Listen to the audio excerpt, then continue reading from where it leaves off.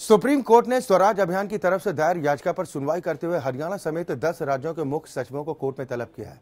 और आज यही है हमारा केस ऑफ द डे। लेकिन केस ऑफ द डे से पहले डालते हैं कुछ और अहम खबरों पर नजर। और बात अजमेर की। अजमेर स्थित ख्वाजा मोइनुद्दीन चिश्ती की दरगाह में धमाके के मामले में एनआईए की विशेष अदालत ने 2 दोषियों भावेश पटेल और देवेंद्र गुप्ता को उम्रकैद की सजा का ऐलान किया। अदालत ने भावेश पटेल पर 10,000 और देवेंद्र गुप्ता पर 5,000 रुपए का जुर्माना भी लगाया। विशेष अदालत के जज दिनेश गुप्ता ने दोनों दोषियों को सजा सुनाई। मामले के तीसरे दोषी सुनील जोशी की मौत हो चुकी है। अदालत 11 अक्टूबर 2007 को दरगाह परिसर में हुए बम विस्फोट मामले में असीमा नंद समेत 7 आरोपियों को पहले ही संदेह का लाभ देते हुए रिहा कर चुके। विस्फोट में 3 श्रद्धालुओं की मौत हुई थी। कोर्ट ने देवेंद्र गुप्ता, भावेश पटेल और सुनील जोशी को आईपीसी की धारा 120B, 195 और धारा 295 के अलावा विस्फोटक सामग्री कानून की धारा 3.4 और गैर कानूनी गतिविधियों का दोषी पाया।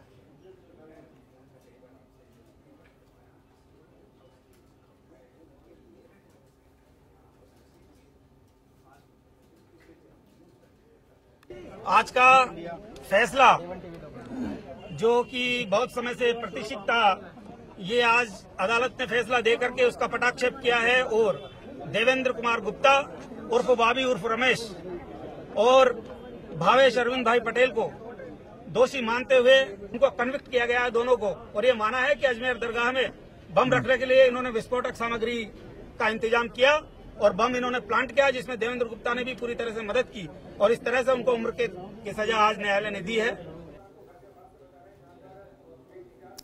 सुप्रीम कोर्ट में बाबरी मस्जिद विध्वंस मामले में बीजेपी के वरिष्ठ नेता लालकृष्ण आडवाणी, मुरली मनोहर जोशी और उमा भारती के खिलाफ आपराधिक साजिश का मुकदमा चलाए जाने के मुद्दे पर सुनवाई कल तक के लिए टाल दी गई। सीबीआई ने याचिका दायर कर इलाहाबाद हाईकोर्ट के फैसले को सुप्रीम कोर्ट में चुनौती दी है। इलाहाबाद हाईकोर्ट ने इस मामले में आरोपी रहे बीजेपी के वरिष्ठ नेता लालकृष्ण आडवाणी, केंद्रीय मंत्री उमा भारती, राजस्थान के राज्यपाल कल्याण सिंह, वरिष्ठ नेता मुरली मनोहर जोशी समेत अन्य को निर्दोष पाया था। इससे पहले बेंच का रोस्टर तैयार होते वक्त जस्टिस रोहिंटन एफ नरीमन का नाम हटा दिया गया था।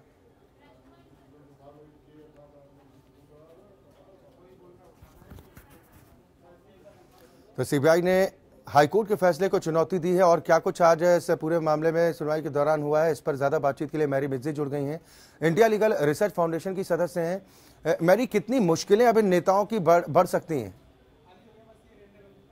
Akshay, from tomorrow, they said they'll hear the matter on a daily basis on miscellaneous case. So the matter will be heard and it will be completed before the vacation. So we'll have to see what will be the orders. नहीं तो क्या कुछ आसार बनते नजर आ रहे हैं? BJP के वरिष्ठ नेता लालकृष्ण आडवाणी समेत 13 लोगों के नाम इसमें हैं, तो क्या कुछ मुश्किलें बढ़ती हुई नजर आ सकती हैं Mary? Last week the matter was mentioned, and that time Justice Rohinton, who was there in the bench, has said that why the names should be dropped from the FIR.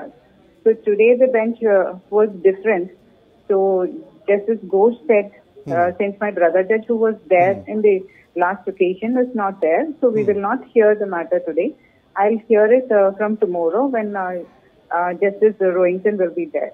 So Justice Rohinton has already taken a stand about the matter. So I think the lawyers will have to convince him to change his stand. CBI की तरफ से high court के फैसले को चुनौती Mary दी गई है। क्या कुछ दलीलें रखी गई हैं सीबीआई की तरफ से इस पूरे मामले को लेकर? Today there was no argument as such. Kapil Sibal was supposed to appear for CBI, I guess. So he was not present, so they were taking time. K.K. Venugopal, who appeared for the respondents, said they want a hearing at the earliest. So he insisted the matter be heard tomorrow. चलिए, बिल्कुल बहुत शुक्रिया Mary इस खबर पर तमाम जानकारी और बातचीत के लिए। तो सीबीआई ने हाईकोर्ट के फैसले को चुनौती दी है। हालांकि इस पूरे मामले को लेकर सुनवाई कल फिर की जाएगी। वहीं पूर्व सांसदों को आजीवन पेंशन और भत्ते दिए जाने के मामले में सुप्रीम कोर्ट ने केंद्र सरकार, चुनाव आयोग, लोकसभा और राज्यसभा के महासचिव को नोटिस जारी कर जवाब मांगा है। सुनवाई के दौरान सुप्रीम कोर्ट ने यह भी कहा कि हमने वो जमाना भी देखा है जब लंबे वक्त तक सांसद के रूप में सेवा करने के बाद भी कई राजनेताओं की मौत गरीबी में हुई। एक एनजीओ ने याचिका दाखिल कर कहा कि पूर्व सांसदों और विधायकों को आजीवन पेंशन दी जा रही है, जबकि नियमों में यह शामिल नहीं। याचिकाकर्ता ने सुप्रीम कोर्ट में कहा कि अगर एक दिन के लिए भी कोई सांसद बन जाता है तो वो न केवल आजीवन पेंशन का हकदार हो जाता है, बल्कि उसकी पत्नी को भी पेंशन मिलती है। तो पूर्व सांसदों को आजीवन पेंशन और भत्ते दिए जाने के मामले में सुप्रीम कोर्ट ने केंद्र सरकार, चुनाव आयोग, लोकसभा और राज्यसभा के महासचिवों को नोटिस जारी कर अब जवाब मांगा है। सुनवाई के दौरान सुप्रीम कोर्ट ने यह भी कहा कि हमने वो जमाना भी देखा जब लंबे वक्त तक सांसद के तौर पर सेवा करने के बाद भी कई राजनेताओं की मौत गरीबी के चलते हुई। सत्यार्थ हमारे साथ इस खबर पर ज्यादा जानकारी के साथ जुड़ गए हैं। इंडिया लीगल रिसर्च फाउंडेशन के सदस्य हैं सत्यार्थ, और क्या कुछ इस पूरे मामले में आज कहा गया, क्योंकि जो दलील भी दी गई है कि कई ऐसे सांसदों को भी देखा जिनकी मौत गरीबी के चलते हुई, और अब जो पेंशन की बातें कही जा रही हैं इसको लेकर सवाल भी कहीं ना कहीं उठाए जा रहे हैं। कोर्ट में इस मामले पर सुनवाई करते हुए कोर्ट में जो बेंच थी उन्होंने कहा कि इस प्रकार की जो पेंशन जो चली आ रही है दे रहे हम सांसदों को, एमपीज को, उससे कई बार होता है कि सांसद, जो बहुत से सांसदों की डेथ होती है, पता लगता है कि हाँ वो गरीबी में जी रहे हैं, मुफलिसी की जिंदगी जी रहे हैं, मतलब अब उनके पास उतने सोर्सेज एंड मीन्स नहीं बचे हुए हैं, इसलिए उनको पेंशन दी जाती है। लेकिन जो पिटिशनर थे, पिटिशनर की काउंसिल ने जो आज प्लीडिंग की, उनके अकॉर्डिंग ये था कि आप ये जो पेंशन आप दे रहे हैं सांसदों को, इसकी कॉन्स्टिट्यूशनलिटी क्या है, इसकी संवैधानिक क्या अधिकार है उनको देने का, जी, क्योंकि नियम क्या कुछ कहते हैं सत्यार्थ? नियमों को लेकर भी सवाल उठाए गए हैं कि आजीवन पेंशन दी जा रही है जबकि नियमों में शामिल नहीं है, क्या कुछ कहा गया था? जी, उन्होंने एक एमपी एक्ट, ये सांसदों के एक्ट का उन्होंने हवाला दिया, जो कि जिसमें कि अमेंडमेंट हुआ था 2010 में, अलाउंसेस से और पेंशन से रिलेटेड एक एक्ट है 2010 का, उसमें अमेंडमेंट हुआ था उस टाइम पे। उसमें उन्होंने कहा था कि एक तो आप पेंशन दे रहे हैं और दूसरा उन्होंने किया कि 1,500 रुपए पेंशन जो है पर मंथ की, उसको आप एवरी ईयर उसको रिवाइज करने का भी प्लान उसमें दिया हुआ है। ये जो नोटिस सत्यार्थ जारी किया गया है, इस नोटिस का जवाब कितने वक्त में देना होगा? नोटिस के जवाब के लिए तो अभी कोई स्पेसिफिक डेट कोर्ट ने आज नहीं दी है, उसको तो रजिस्ट्री से वहां से मिलेगी डेट, अभी कोई तारीख उसमें निर्णय नहीं की गई। लेकिन हाँ, कोर्ट ने एक्सेप्ट कर ली उनकी जो उनका जो रिप्रेजेंटेशन था, उसको एक्सेप्ट करते हुए कोर्ट ने कहा कि ठीक है, हम आपकी बात को एक्सेप्ट करते हुए नोटिस सर्व करते हैं। चलिए, बिल्कुल, बहुत शुक्रिया सत्यार्थ इस खबर पर तमाम जानकारी और बातचीत के लिए।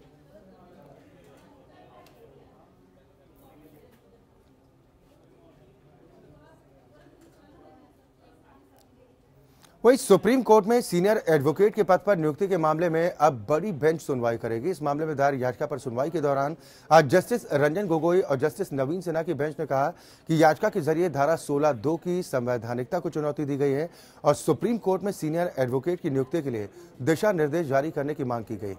कोर्ट ने कहा कि अदालत के फैसले का देश भर में बार संघों पर असर पड़ेगा और इसीलिए मामले को प्रधान न्यायाधीश की अध्यक्षता वाली बेंच में सुना जाना चाहिए। बेंच ने यह भी कहा कि हाई कोर्टों में सीनियर एडवोकेट की नियुक्ति का मामला उस हाई कोर्ट के विवेक पर छोड़ा जाता है। इस मामले में बार एसोसिएशनों को भी पक्षकार बनाए जाने की मांग की गई है, हालांकि याचिकाकर्ता ने इसका विरोध किया था।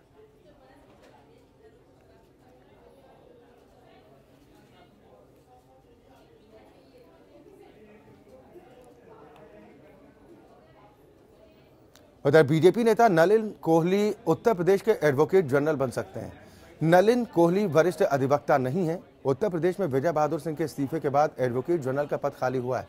ऐसे में विजय बहादुर सिंह के इस्तीफे के बाद नलिन कोहली के एडवोकेट जनरल बनने की चर्चाएं काफी तेज हो चुकी हैं।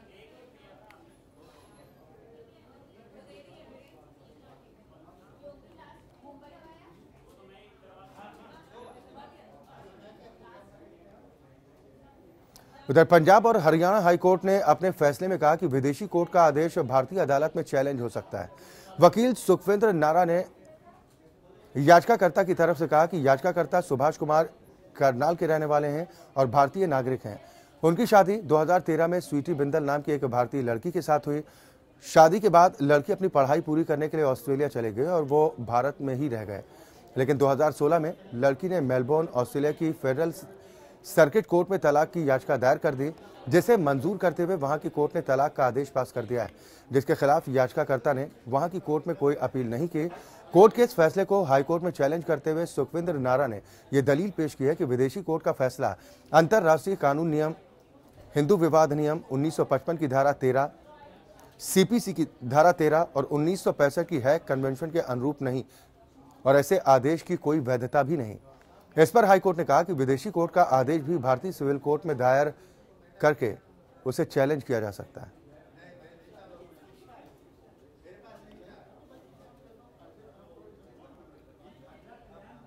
अब बात करेंगे केस ऑफ द डे की।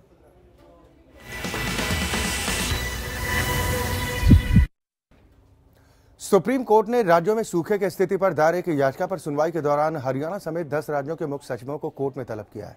कोर्ट ने सभी सचिवों को 26 अप्रैल को कोर्ट में पेश होने का आदेश दिया। कोर्ट ने मुख्य सचिवों को हलफनामा दायर करने को भी कहा है और ये बताने के लिए भी कहा है कि सूखा प्रभावित लोगों को राहत देने के लिए क्या क्या कदम उठाए गए। इस नोटिस में आंध्र प्रदेश, छत्तीसगढ़, गुजरात, हरियाणा, तेलंगाना, महाराष्ट्र, मध्य प्रदेश, कर्नाटक, झारखंड, बिहार के मुख्य सचिव शामिल। पिछली सुनवाई में सुप्रीम कोर्ट ने केंद्र सरकार को सूखा राहत फंड बनाने के निर्देश दिए थे।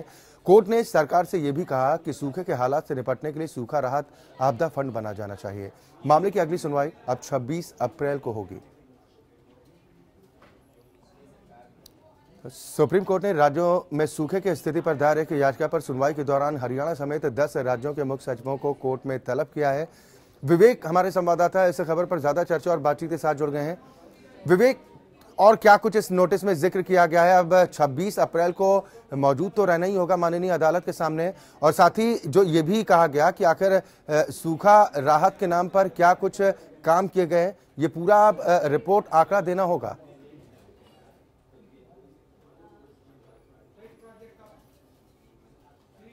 कि जो राज्य हैं वहाँ पे सूखाग्रस्त इलाके हैं उनके बारे में थोड़ा सा जो विस्तृत रिपोर्ट है वो दी जाए, लेकिन इसको करने में असफल रहे। इस वजह से चीफ सेक्रेटरीज को नोटिस दिया गया जो पूरे 10 राज्य हैं। पहले ये 12 राज्य थे। जो साम्राज्य जो अभियान स्वराज अभियान जो संस्था है जिसने अपना ये दायर किया था, इसमें पहले 12 राज्य थे जिनके से 10 राज्यों को नोटिस दिया गया। 2 राज्य इनमें से निकाल दिए गए जिसमें उत्तर प्रदेश और उड़ीसा था।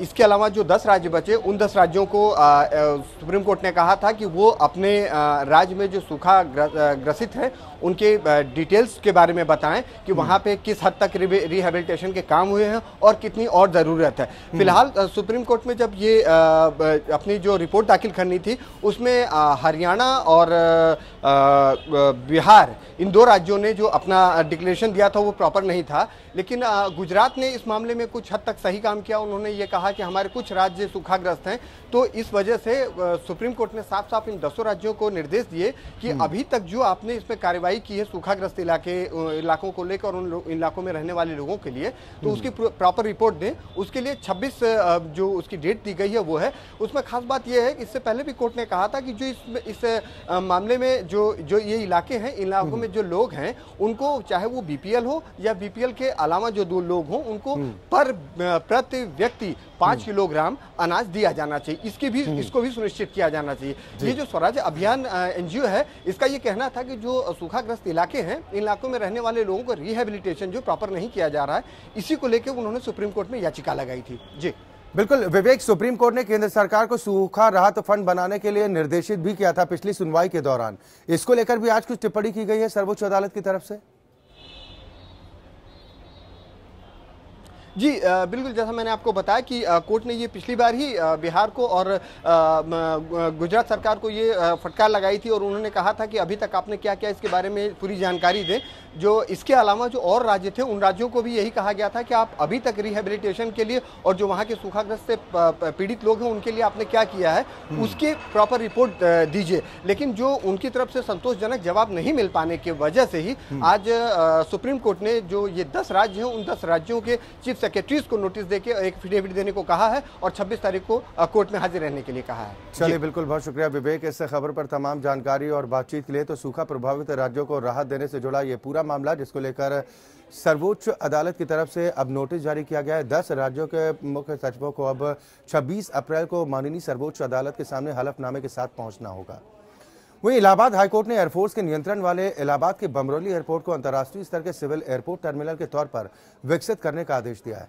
बमरौली एयरपोर्ट को सिविल एयरपोर्ट बनाए जाने को लेकर दायर जनहित याचिका पर सुनवाई करते हुए हाईकोर्ट ने राज्य सरकार को एयरपोर्ट के विस्तारीकरण के लिए अधिगृहित 14 हेक्टेयर भूमि एयरपोर्ट अथॉरिटी को 24 मार्च तक सौंपने का निर्देश दिया है।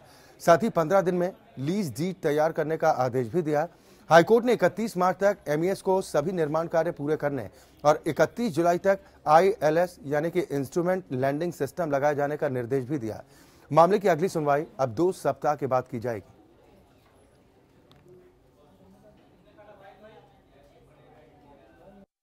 पर हाईकोर्ट ने राज्य सरकार के मुख्य अधिवक्ता रमेश उपाध्याय से कहा कि आप अगले शुक्रवार तक 3 दिन के भीतर जो भी जमीन अधिगृहित है उसमें से 14 हेक्टेयर जमीन का कहना है कि हमारे कब्जे में आ गई है। कुल 72 एकड़ जमीन हमने अधिगृहित की है और 14 हेक्टेयर जमीन हम जल्दी ही एयरपोर्ट अथॉरिटी को सौंप देंगे। तो इस पर कोर्ट ने शुक्रवार का टाइम दिया है और कहा कि आपके अधिकारी वहां उपस्थित रहें और ताकि ये जमीन वो हैंडओवर करें तो उसको ले लें और अगले 15 दिन के अंदर इसका जो करार होना है, लीज डीड होनी है, वो कर दी जाए और म्यूटेशन कार्रवाई भी नियमानुसार पूरी की जाए। आलोक सिंह हमारे संवाददाता इस खबर पर ज्यादा जानकारी के साथ जुड़ गए हैं। आलोक, हालांकि इस पूरे मामले को लेकर जो अगली सुनवाई है 2 सप्ताह के बाद होगी, लेकिन आज और क्या कुछ इसके अलावा कहा गया है? देखिए अक्षय, इलाहाबाद हाईकोर्ट के अधिवक्ता हैं अजय मिश्रा, उनकी तरफ से इलाहाबाद हाईकोर्ट में याचिका दाखिल की गई और उसमें यह मांग की गई है कि जो वायु सेना क्षेत्र इलाहाबाद में बमरौली एयरपोर्ट है उसमें उसको सिविल टर्मिनल बनाया जाए। आज इस याचिका की सुनवाई करते हुए इलाहाबाद हाईकोर्ट ने आदेश दिया है कि बमरौली एयरपोर्ट को अंतर्राष्ट्रीय स्तर का एयरपोर्ट बनाया जाए। साथ ही राज्य सरकार को यह आदेश दिया है कि वो 14 हेक्टेयर अधिग्रहित जमीन 24 मार्च तक एयरपोर्ट अथॉरिटी को सौंपे। साथ ही 15 दिन में लीज डीड तैयार करने का भी आदेश दिया है और कोर्ट ने ये भी आदेश दिया है कि रात में विमानों की लैंडिंग हो सके और विमान वहां से उड़ान भर सके। इसके लिए जो ILS उपकरण होता है वो 31 जुलाई तक बमरौली एयरपोर्ट लगा दिया जाए।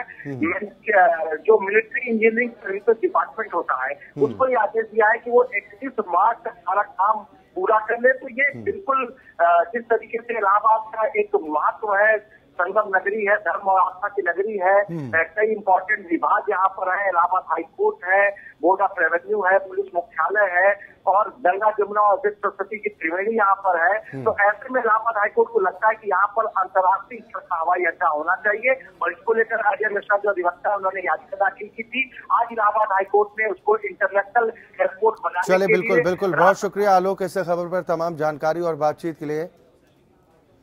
और वहीं वाराणसी में रिंग रोड के लिए किए जा रहे जमीन अधिग्रहण को चुनौती देने वाली याचिका को इलाहाबाद हाईकोर्ट ने खारिज कर दिया। हाईकोर्ट ने किसानों को डीएम के समक्ष प्रत्यावेदन देने का निर्देश दिया है।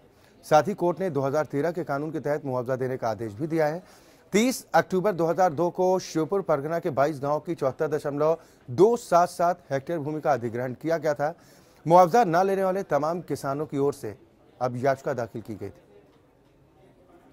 बनारस में रिंग रोड बनाने के लिए जो भूमि का अधिग्रहण हुआ था उसके लेकर चैलेंज किया गया माननीय उच्च न्यायालय में और माननीय उच्च न्यायालय ने उस पिटीशन को खारिज किया और उसमें एक डायरेक्शन दिया कि अपना प्रत्यावेदन जिला मजिस्ट्रेट के सामने, डिस्ट्रिक्ट मजिस्ट्रेट के सामने दें और वो उसका निस्तारण करेंगे। और उसके साथ साथ ये भी आदेश हुआ उच्च न्यायालय से कि जो नया एक्ट 2013 में बना था भूमि अधिग्रहण संबंधित, उसके तहत मुआवजा किसानों को प्रदान किया जाए। उधर लखनऊ में मल्हौर क्रॉसिंग के पास रेल ओवर ब्रिज न बनने को लेकर हाईकोर्ट की लखनऊ बेंच ने उत्तर रेलवे के चीफ इंजीनियर को अवमानना का नोटिस जारी किया है। हाईकोर्ट ने पिछले साल दिसंबर में रेल ओवर ब्रिज बनने के आदेश दिए थे, लेकिन रेल ओवर ब्रिज नहीं बना। कोर्ट ने उत्तर रेलवे के चीफ इंजीनियर से 1 महीने में जवाब दाखिल करने को कहा है। रेलवे को जो 50 मीटर का बीच का रास्ता है उस पर बनाना है और 7 साल से रेलवे उसकी डिज़ाइन फाइनल कर रहा है। इन्होंने आज तक कोई डिज़ाइन फाइनल ही नहीं किया, कोई एस्टीमेट बताया नहीं। इस पर हाई कोर्ट ने आज कंटेम्प्ट में संज्ञान लेते हुए इनके chief engineer mister Amit Goyal है नॉर्दर्न रेलवे के, इनको नोटिस जारी करके पूछा है कि बताइए आप 7 साल लगा देते हैं डिज़ाइन फाइनल करने में, तो क्यों इतनी देरी हुई, हाई कोर्ट के आदेश का पालन क्यों नहीं हुआ।